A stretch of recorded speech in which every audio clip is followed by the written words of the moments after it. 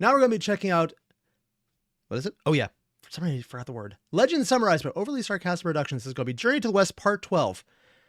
The medicine monkey. I'm just going to assume it's good and leave a like immediately because it's overly sarcastic reductions. What moron wouldn't believe it? I feel like I just made a Naruto reference and I don't really like myself about that one. That's on me. Last time on Journey to the West, a fated confrontation centuries in the making finally boiled over in the Mountain of Flames. Sun Wukong battled his bovine brother, the Bull Demon King, in a terrifying clash of absolute power, striving to win the sacred fan capable of extinguishing the final embers of the Monkey King. Wait, what did that say then? Not you again? The Monkey King's striving to win the sacred fan capable of extinguishing the final. Not this guy again. Oh, it's because of how Wukong looked in the previous versions. Yeah. Ooh, also, Hobbit. You were working in housekeeping 2 days ago. Kids spilled a bottle full of grape juice on the floor. It took me 5 mops to remove the sticky. God, Hobbit, that sounds horrible. Members of the Monkey King's greatest crime. The armies of heaven poured out in force to fight alongside the sage they once strove to imprison. But Sun had grown far beyond his fabled rampage through heaven, and with the aid of the friends he made along the way, the Bull Demon... Friends he made along the way. Friends. Not random people who, just happened to put up with him because they couldn't kill him off.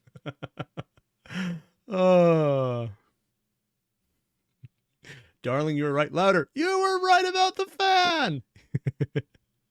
Oh, defective AI. Gus, you got to do your part. Thanks, man. I appreciate. We're at 10. Oh, God. We're at 9 already.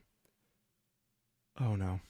King was at long last defeated, and our heroes were once more free to continue their journey to the west. So our heroes are trekking westward, and after the I just never really pictured having friends. Excuse you. Are they friends? Honestly, I still go with my previous statement. They're people he had to tolerate him because they couldn't kill him. And that he's just too him to not care.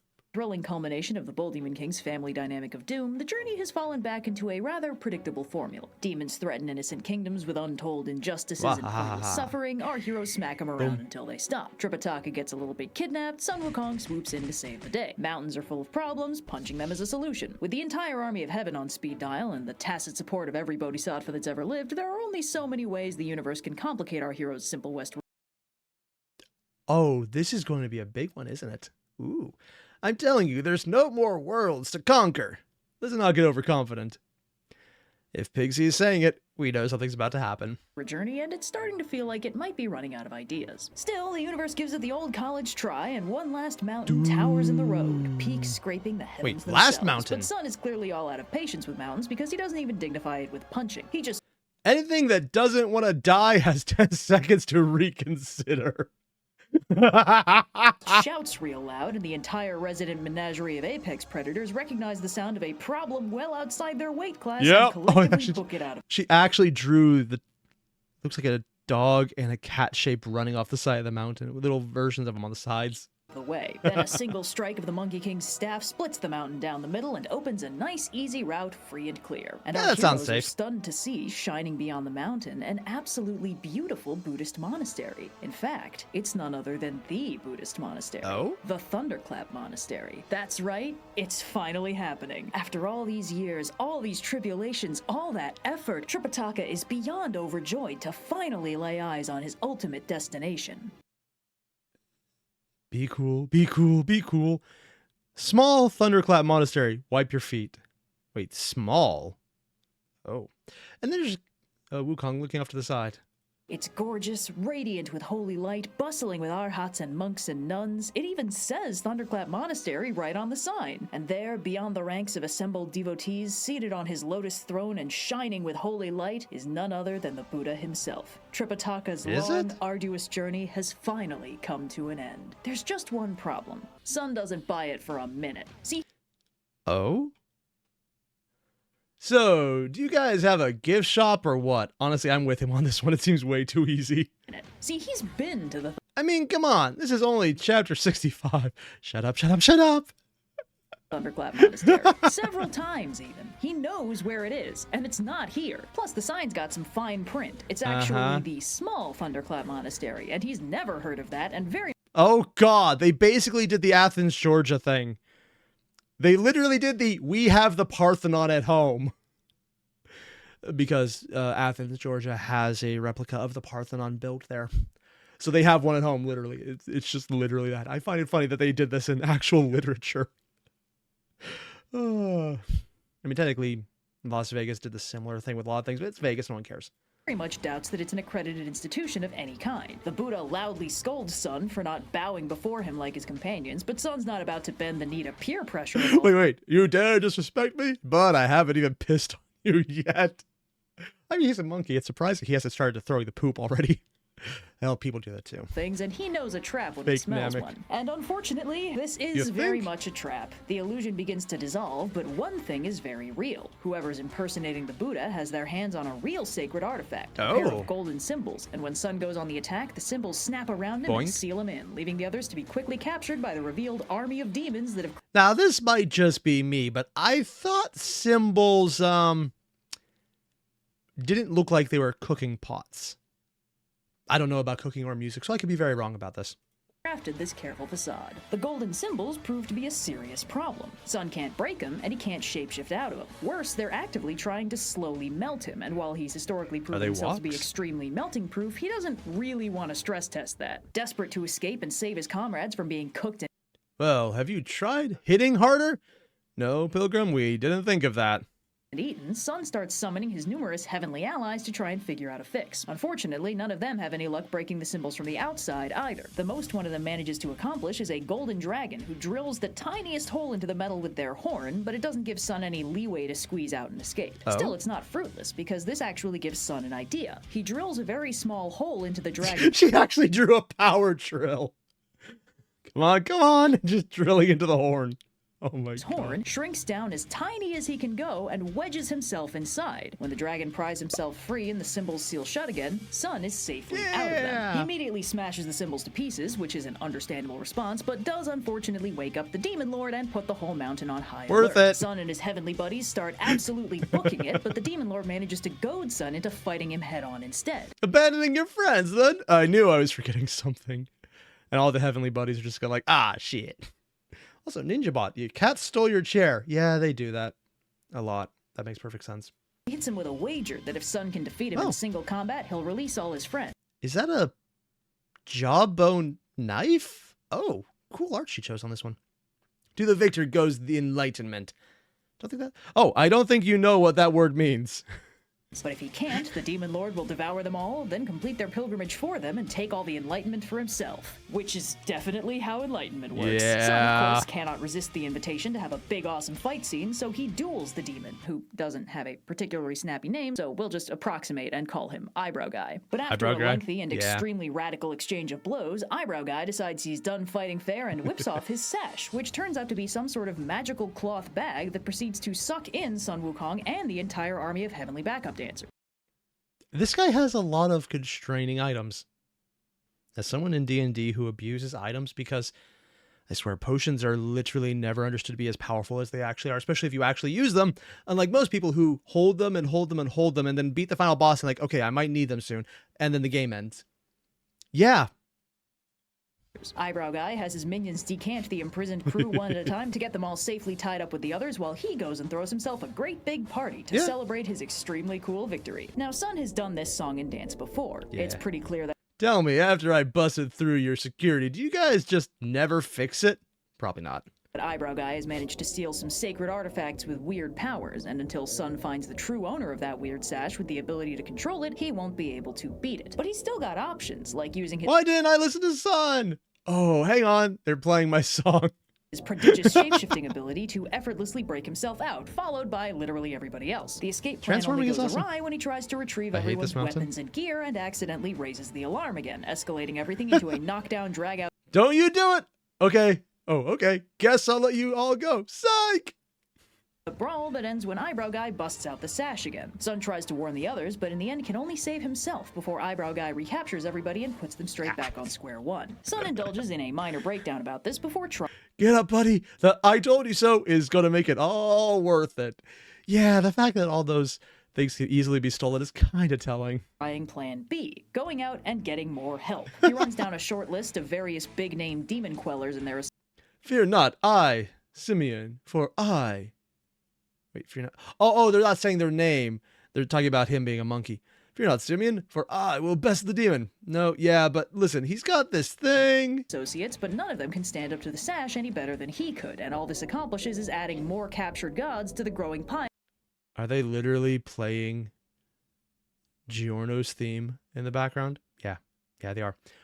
Whose asterism is that? Sorry, boss. In Eyebrow Guy's secret lair. Sun is about to break down completely when an unexpected vibe interrupts his dark and gloomy present. Joy, laughter, mirth even. Rocking up on a colorful cloud of mist and merriment is none other than Budai, the laughing Buddha himself. Oh. And wouldn't you know it, this whole situation Sun is struggling through is Budai's problem too. See, his problem too? I seem to have misplaced a couple of props. Will you sign my staff? He actually asked him to sign his staff. Oh my god. See, Eyebrow Guy is actually one of his disciples gone rogue. That sash he's been using to capture everybody is Budai's iconic cloth sack, which he'd really like to get back. And as befits a guy who's a bit of a jovial prankster, they're both sitting on clouds, I just realized. Yeah, and then, and can I, oh, that's why he wanted him to sign the staff, because jovial prankster versus, yeah, that makes sense. And Sun concoct a scheme full of comedy hijinks to save the day. For step one of the master plan, Sun zips back to the lair of Eyebrow Guy and goads him into a chase. Oh my Eyebrow god. Guy pursues him relentlessly, but loses sight of him right when he arrives at a melon farm, curating a field full of perfectly ripe melons. Since it's been a long set of fight scenes, Eyebrow Guy's worked up a bit of a thirst, and he asks the farmer for the biggest juice. They actually drew on the over-the-top fake glasses, mustache, nose combo. And the Buddha's actually helping out. Sorry, the booty is happy. I don't know this one. Bodhi? Bodhi or booty? The Buddha with the eye at the end. Peasant, your most thirst-quenching melon. Why, certainly.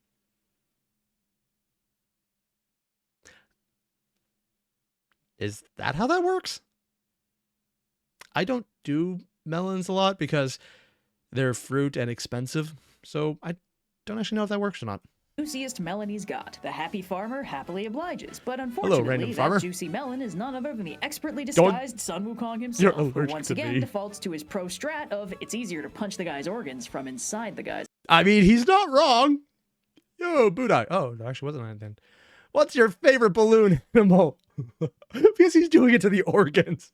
Let me choose to be merciful today. A giraffe. Organs. The fight is over before it's begun, as What happened to my precious symbols? Whatever. They definitely deserved it. Thank you. Eyebrow Guy surrenders and pleads for mercy from Budai, who retrieves the bag, but wonders where his precious golden symbols went. He and Sun head back to the cave to retrieve the fragments of the irreplaceable sacred artifact Sun busted up, and while Sun gets in a little rampaging and cleans the place out, Budai magically restores his symbols and returns to the heavens from whence he came. Sun frees the imprisoned gods as well as his traveling companions, and our heroes continue their journey. Oh my god, they actually just... Well, at least the real one can't be much farther. Yeah. That's chapter 65 out of a lot. Journey westward. It's not long before they run into a pleasant mountain village where Tripitaka hopes to spend the night. But they quickly learn from a local old man that the village really isn't as pleasant as it seems. For one thing, they live downwind of a giant valley full of persimmon trees, which is nice and picturesque 1 week of the year and unimaginably disgusting the other 51. What? When all the persimmons fall into the valley and rot into a giant mass of stinking slime. And on why wouldn't they just, harvest them? There's the murders. On top of that, they're also being haunted by a murder demon that keeps eating people. Sun initially diagnoses them with a community issue, since if they really cared about getting rid of a demon, they would just... Oh, big city monk thinks he knows us. It's literally the crotchety old dude complaining about everything. That's what she typed him as. I know so many people who fit into this stereotype. That's not even funny. It's literally just relatable. Pool their funds and hire an exorcist, but the old man fires back that they did, and the guy they hired died, and then the... You think death is cheap? Well, in my experience, 2 funerals, whoa, and a lawsuit. Oh, yeah, no, actually, he's swallowing his rights on this one. The villagers had to cover the cost of his funeral and pay off the exorcist's apprentice who threatened to sue them. And then they hired another exorcist, and that guy died too. Sun, of course, volunteers himself and Pigsy to be take 3, and Pigsy? Oh god, he's hoping to kill off, isn't he? Today's your lucky day, old man. My friend and I will kill this demon for peanuts. I'm not picky. Any nut is fine. Insists on being paid only in snacks, which is a tremendous relief to the village's faltering. Considering how much they could probably eat, that might not be a good choice. GDP. It's not long before an ominous wind kicks up and the demon arrives, shrouded in darkness and eerily silent. Pigs Relax, this guy's a jobber. He's just standing there menacingly. They only pay voice actors for important roles. Oh my god. And of course the Patrick line goes to Pigsy. Pigsy finds this very intimidating, but Sun points out during the battle that since the demon can't seem to talk, that implies it's still fairly underpowered and will need to flee at sunrise. Sure enough, it bolts, and our heroes chase it past the giant disgusting valley of rotting persimmons and straight to its lair, which is pretty low property value as demon lairs go, since it's really just a hole in the ground. The demon reveals its true form, which turns out to be a giant red snake that has accumulated just enough demonic mojo to become big and shadowy and extra carnivorous, but has not yet leveled up enough to take on a humanoid form. It takes a little maneuvering to get it out of its hidey hole again, but it eventually makes the rookie mistake of eating Sun Wukong whole, which unfortunately just gives him access to all its most punchable organs again. Yeah? Okay, now what's your favorite balloon animal, dog? Daring. Now stand back. Oh no. I think I realized whenever this video goes live, I will need to title it the balloon animal episode. The demon is defeated and the boys return in triumph with the dead snake. He has it as a dog. She actually drew the snake as a balloon animal dog. In tow. Now they just need to deal with the big stinky mountain in the way. Fortunately, Sun has an idea.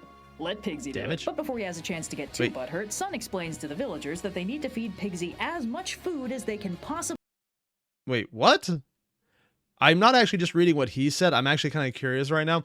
Villagers, my noble friend. Wow, acknowledging him as a friend and noble. He's definitely bullshitting.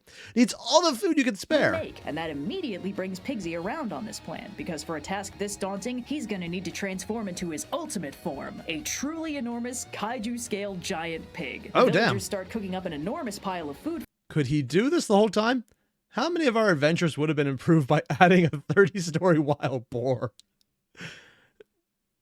Considering his Pigsy, though, probably not many. Him while he gets to work brute forcing his way through 800 miles of stinky persimmon slime, successfully clearing the way for our heroes to once again continue their journey to the west. My god. And so our heroes trek westward some more until they encounter a giant moated city known as the Scarlet Purple Kingdom. As usual, the boys immediately attract a crowd, but Tripitaka successfully... We do not have any diplomatic leeway here, so please behave yourselves. Always do. I mean, by his standards, yes. Yes, that is technically him behaving himself. Fully keeps them behaving themselves until they reach a college of interpreters they can stay at. This place is well outside the Tang Empire's sphere of influence, so they don't have any diplomatic ground to stand on here. And Tripitaka heads off to talk to the local king about getting his travel rescript thingy stamped. But he quickly finds that the king has some other priorities he'd like to discuss first. See, I understand your emperor once bested death. It was more of a strongly worded letter. He's heard tell that the Tang Emperor once came back to life after an illness, and he wanted to know exactly how that happened. Tripitaka explains that the way he heard it, the Emperor once had a dream in which he killed the Dragon King of the Jing River, and apparently that was real enough that the Dragon King filed suit about it from... Well, we'll get this filed for you. He actually just has the bruise on him. From the underworld, causing the Emperor to waste away by heavenly decree. When he was on his deathbed, his Chancellor wrote a letter for him to take with him when he died to show the judges of the underworld. I'm sorry, what? Oh god, we're getting ghost bureaucracy. What doom will I face in that undiscovered country? The first thing, the manager. My god. Oh god, he's being a... One, I will acknowledge that the flashback style is more crayon-based, so cool little adjustment to the usual style animation there. Underworld, and it was apparently so convincing that the judges sent the Emperor back to the land. They literally Karen'd their way out of death. That's why they had to face the manager. They're literally going super Karen.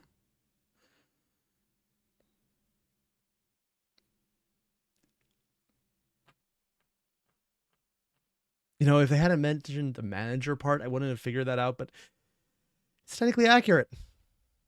I regret finding this out. This is on me. Terribly sorry, my lord. We'll get you sorted out. Remind me to give Wei Zhang a raise.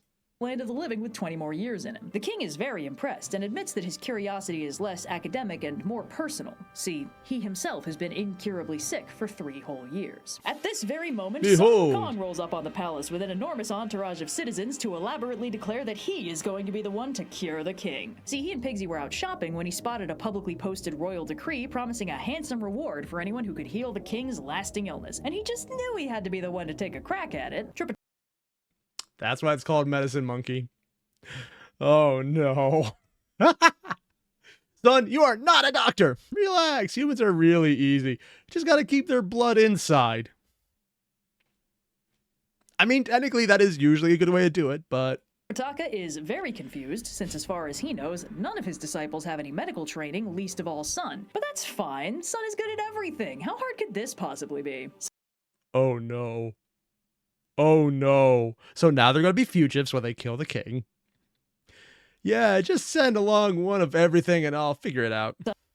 Son takes the king's pulse, rattles off a diagnosis of lonely bird disease, and when asked for a prescription, he tells the court doctors to just deliver him 2 pounds of every kind of medicine they have, and he'll figure it out from there. They tell 2 pounds of everything? His methods are unorthodox, but all that matters are results. If he succeeds, we'll gladly send you on your way.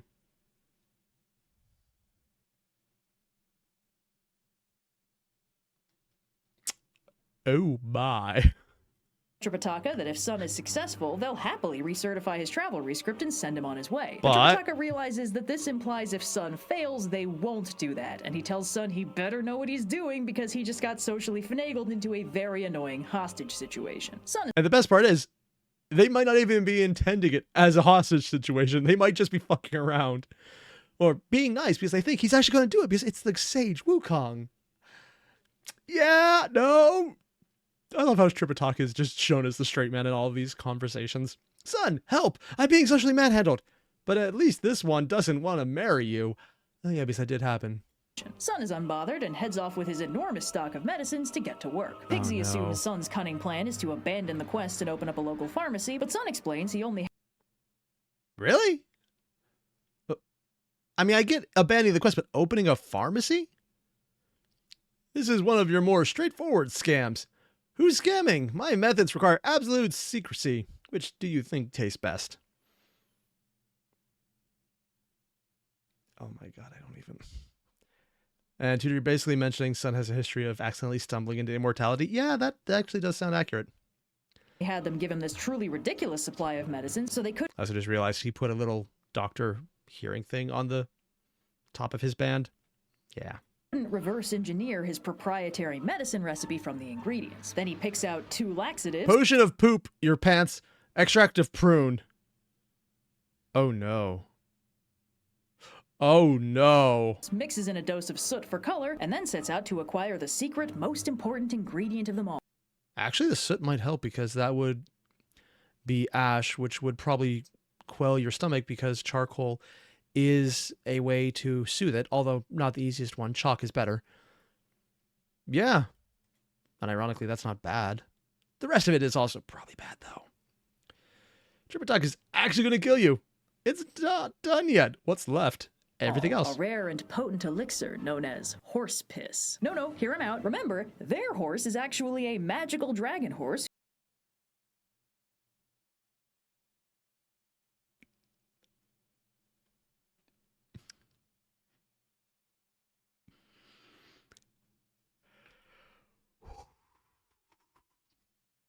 I'm sorry.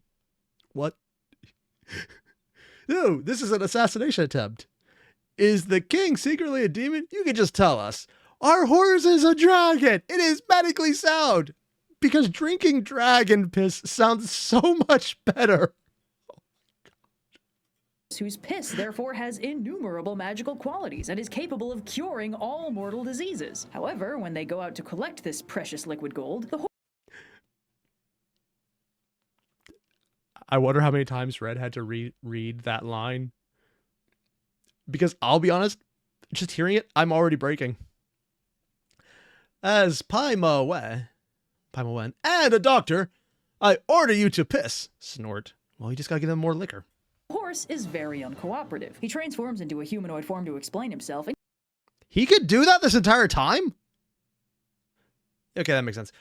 You can't just ask me to unleash this on the world. He tells them that he can't just piss like it's no big deal. They don't understand what they're asking for here. His heavenly piss is so magical that it can transform fish into dragons and ordinary grasses into divine agaric. This is powerful stuff, far too powerful to unleash on an unsuspecting world. He's been holding it in for literally thousands of miles. You're a true hero, but you can trust us. I do, brother, I do. Oh, wow, and then Sandy over here looks all joyful, and Pixie is going, why is this?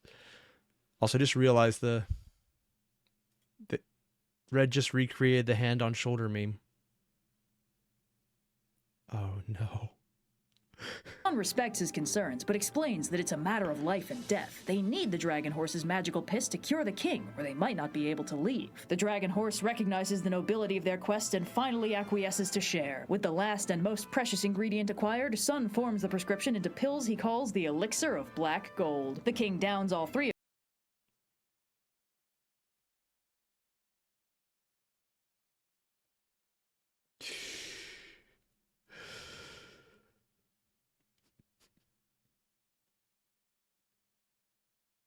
The fact that Red just took the second to draw the king with the face and the bulge in the mouth.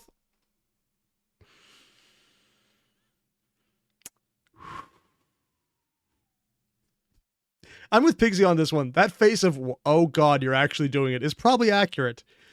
And Tripitaka will murder him when he realized what he fed to the guy. Three of them is promptly incapacitated with an absolutely monstrous case of the shits, and then wakes up feeling better than he has in years. So it was literally something to make him feel horrible, and then all the piss because he can. I don't even. Oh, wow.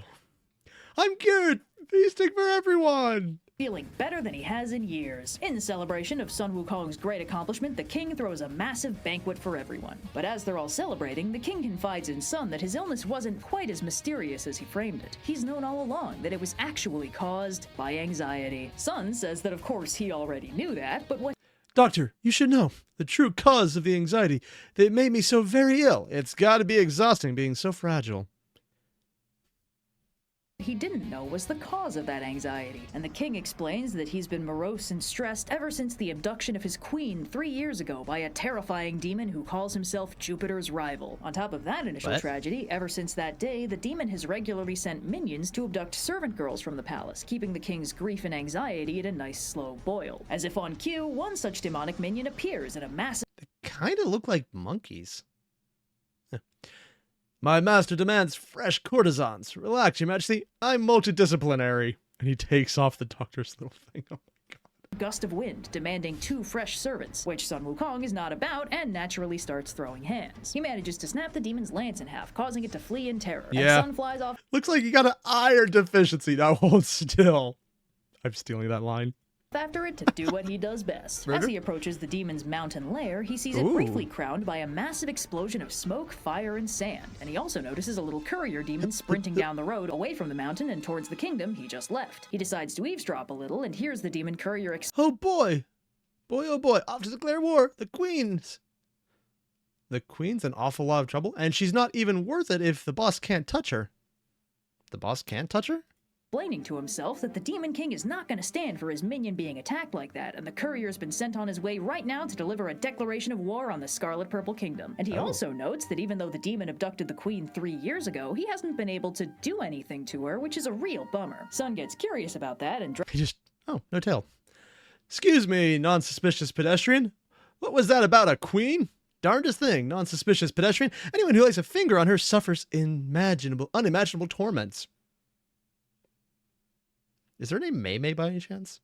drops down in disguise to ask a couple follow-up questions, and the courier helpfully explains that right after the queen got abducted, some immortal gave her a magical robe, and ever since she put it on, anyone who touches her feels like they're being stabbed by 10,000 on-fire needles. Damn! So Jupiter's rival may call her his queen, but he can't even lay a hand on her, which is why he keeps abducting all these servant girls instead. Sun makes a note of this, kills the courier. Lucky lady, but that does complicate the rescue. I mean, he's been stabbed by worse before. and zips back from his scouting mission to tell the king he's gonna need some You can't just carry her back. I don't mess with anything described as unimaginable torments. That's a lie. He messes with that shit all the time. kind of proof that he's actually on the king's side, because if he can't convince the queen that he's actually there to rescue her, he's not going to be able to bring her back. He could tie a rope around her and drag her. He's done that before. may be like quintuply immortal, but he's not immune to pain. The king loans him one of her favorite golden bracelets, and Sun heads back to the mountain for the demon fight portion of the ride. Having conveniently killed a bad guy recently, Sun opts to take his So, Minion, what news from I got my ass beat so bad? Oh my god. place and transforms into a copy of the courier, marches up to the lair of Jupiter's rival, and complains very loudly that when he brought that declaration of war, he absolutely got his ass beat by the very well-armed and extremely buff forces of the Scarlet Purple Kingdom. Jupiter's rival is unconcerned, since while It does look like a monkey. Maybe that's just the art style I'm recognizing, but it kind of looks like it. Let's let the queen believe her rescue still stand a chance. You got it, boss. Super evil. they may have an army of powerful warriors with 8 packs and back abs, he has on his side the sacred treasures that caused that big explosion earlier. But he tells the courier to let the queen know her husband is coming for her, since even though his efforts are doomed, it might be fun to cheer her up a little before crushing her hopes entirely. Sun obligingly heads to the quarters of the queen, who She's just so done with it. This is one thing Red does really well. Drawing people who are just absolutely fed up with everything. It's probably my favorite style she does. Howdy, ma'am. News from the front. is very beautiful, but clearly very unhappy to be there, and thus very uninterested in being presentable or personable. He cheerfully explains to the queen If no one can touch her, why don't they just, she just walks out. No one can actually stop her. I'm going to be a bloodbath. Or it's going to be a bloodbath. The king gave me a last message for you, or your ears only. Everyone out. that her husband is about to go to war, but he also had a special message just for her that he can't share with the other servants around. She dismisses them, and he immediately wipes off his disguise and Oh, they can be wiped off? Huh. The secret message is, I'm here to save you. Please do not hug me. tells her not to be scared. He's here to save her. He shows her the bracelet the king loaned him, and the two of them promptly get to work on planning her rescue. I think the best thing you could say right now is, aren't you a little short to be a sage? Fortunately, she knows a lot about Jupiter's rival and his weapons. She tells Those bells of his are deadly, and he never takes them off. Unfortunately, one of us is going to have much more luck convincing him to undress. Actually, between the two of them, Wukong probably has more experience with that one. tells Sun that his most dangerous tool is a set of 3 golden bells that conjure fire, smoke, and toxic sand. He never takes them off, but Sun tells the queen that she is going to need to help him with that. She'll need to persuade the demon to give the bells to her. Sun heads back to Jupiter's rival and tells him he told the queen the king didn't want her anymore, and now Good news, big man. She's ready to settle. Oh my god. Even when he's giving the news, he's insulting the guy. now that she's realized there's no hope of rescue, she's ready to make herself his consort once and for all. Jupiter's rival goes all Are they literally... She literally just chose a distorted version of Careless Whisper in the background. Well played, Red. I just never thought you really liked me, since you have never bring me anything cool. He's so cartoon wolf blushing. whistle about it, but of course, still can't actually touch the queen, so when she tells him she'd really believe he liked her if he showed her some real treasures, he's so desperate for the positive attention that he immediately strips off the golden bells and leaves them in her capable hands. Unfortunately, when Sun tries to sneak out with them, he gives them just a little bit of a jangle, causing a massive explosion and an immediate failure of the stealth mission. Sun manages to transform into I think we have all just confirmed this entire video is one thing. Wukong does not do stealth. Also known as, this is the reason I can't play Metal Gear Solid. Any of them. Outside of Revengeance, because I can't do stealth mechanics. a fly and hide while the demon's forces go on high alert, but the doors are sealed with him inside. He finds the queen in despair since she assumes her rescue has failed, but he very quietly explains to her that he's not dead, just a little stuck, and he's gonna need her to lure in the demon one more time so they can get the bells back and then both escape. And just to be sure it all works out smoothly, he'll take the form of one of her servants and stay with her the whole time. The queen once again calls in Jupiter's rival, this time to share a pleasant evening of consuming enormous amounts of alcohol. Some wine to take your mind off things. Ha ha ha, okay. Also, I love how she literally drew this guy just blushing the entire time. Oh my god. He's probably some kind of lion, not a monkey, but The main kind of does it. The queen plays a consummate host and a perfect consort, and once again, Jupiter's rival is torn between getting exactly what he always wanted and the whole 10,000 horrible stabbing pains thing. While the demon is flustered, Sun decides to make his situation much worse by unleashing a sneaky horde of vicious stinging insects that He could do that? Oh, yeah. crawl into the demon's clothes and make him look and feel like a very unhygienic boy. He literally had the power of congratulations, you now have crabs. Okay. Neat. Of course, profoundly embarrassed to look like a slob in front of his queen, and in the process of disrobing, he hands the bells off to the nearest servant without even thinking about it. Sun immediately does the old duplicate and replace trick and returns the false bells to the queen's care, no problem. Just don't jangle them. With the situation defused and everyone ready to turn in for the night in chaste Wait for separate it. beds, Sun quietly excuses himself out the front door, Bell then effect. immediately turns around and smashes the door down to challenge the Demon King. A brawl, of course, follows. He and Jupiter's rival have a rad but inconclusive battle, but then the Oh, inconclusive. Kind of wondering, why is it called Jupiter's rival? Like, was Jupiter part of the Chinese understanding of astrology at this time? Because I think at this point they already had the road, so a reference to Greek would be there. Unless it's just a translation thing. Might be a translation thing. demon asks to be excused so he can go have some breakfast and definitely not retrieve his sacred OP treasure bells. Sun lets him go, and the demon retrieves the bells from the queen and heads back out for the true final battle. But when he busts out the bells, he's shocked to see that What a Sun is sporting a coincidence. set just like his. Sun says they were probably forged at the same time as a That's cute. We matched. Do you think they're boyfriend, girlfriend? No, I don't. No, die. matching set, and Jupiter's rival must have the male version, while Sun has the female ones. The demon says it's ridiculous to gender inanimate objects, shakes the bells, finds that they do absolutely nothing, and concludes they must be having performance anxiety. Considering how many languages actually do gender inanimate objects, this is funny to me. Due to the presence of the girl bells. Sun, in turn, busts out his own actually functional bells and whips up a massive firestorm with them. Don't you just hate it when your bells have anxiety issues and they just can't hold up? The bell just doesn't ring.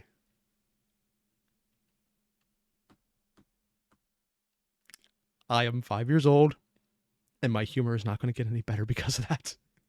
You know, for the life of me, I cannot figure out what this metaphor could possibly be. Nope, so the no demon idea. is trapped in a maelstrom of fire, but just when it looks like he's about to be Jupiter's barbecue, who should appear in a burst of divine radiance but Kuan Yin? She sprinkles dew on the flames to put them out, and Sun bows and asks what she's doing here. So, not to assume, but yes, he's one of mine. Oof.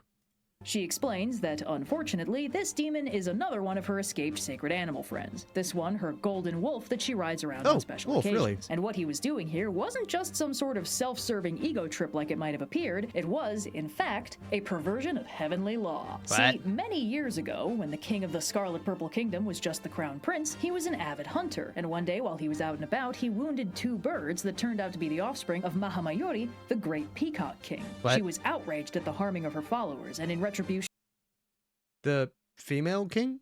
That's probably a translation thing. For his crimes, let him suffer heartbreak. 3 years yearning.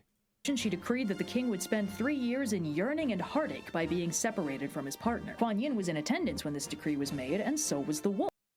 Did I feed the goldfish? Oh, no, obviously I didn't. Vigilant justice.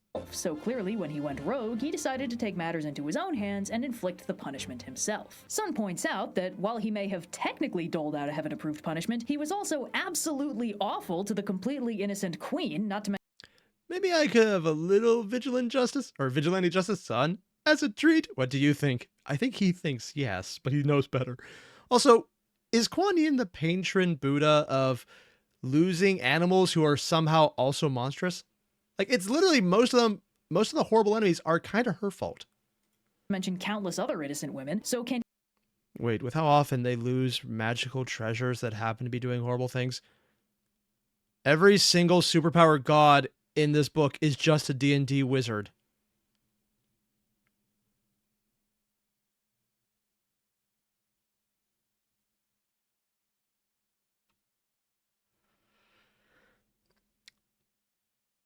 Yeah, I was going to make a joke, but that is completely accurate.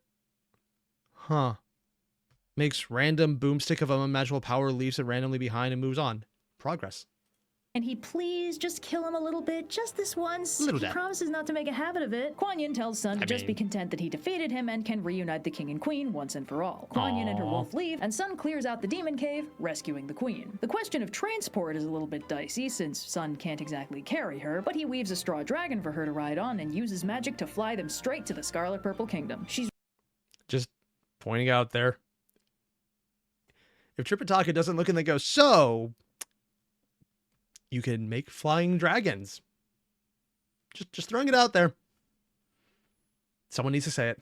reunited with her king, and they share a tearful embrace, and oopsies, the magical 10,000 on fire needles thing. Whoops. At this point, the immortal Zhang Baoduan appears to take credit for giving the queen the magical Don't Touch Me aura to ensure she'd be safe during her 3 years of separation from the king. Now that the magic has served its purpose, he retrieves the cloak and vanishes, leaving the happy couple truly reunited once and for all. Oh, and they're all going together. Minus the entire, he also hugged her with the pain cloak. With justice finally served and all right with the world, or at least with this part of it, our heroes are at last reunited and can finally continue their... I just had no idea you were so medically skilled. I wouldn't say it was all me, really. Pigsy looks smug, Sandy's just being chill, and the horse is just looking at Pigsy. Oh my god. Their journey to the west. They've conquered the false promise of an early end to their story, but how many more adventures remain before our heroes Considering how many finally reach chapters the they've true been? A lot. Thunderclap Monastery? Creative problems require innovative solutions, but our pilgrims are getting more practice every day. New challenges wait to be conquered next time on Journey to the West. Kai.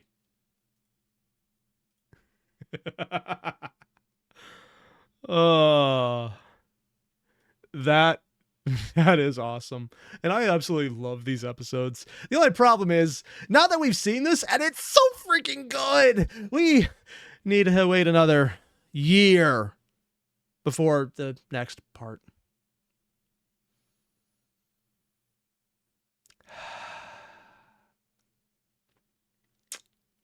Yeah. That's fun. But I'm going to ignore that because this was so freaking good, man. Because she fit in a bunch of smaller stories, kind of highlighting like, yeah, with all the backup they have to really challenge them. And this is one of the cool ones. It's like, okay, we got the basic formula down. How do we adjust it to just make it still a challenge rather than saying, no, another monster of the week, which is exactly what's been happening. But it's fun. The various ways of trying to do medicine monkey my ass, or a person that can't be touched, the symbols, a Buddha actually coming down and playing a joke and having fun with it, and they're being so zany that just Red drawing in, sign my staff. From what I've heard, though, Journey to the West is a fun book, even so many centuries centuries later. I think it was thousands of years ago, but I'm not sure how many, or 8,000. People have told me before, I'm just terrible at remembering anything to do with numbers because it reminds me of math, and I am scared of that with a passion. Yes, I have a passion for being scared of math. It's called being an English major.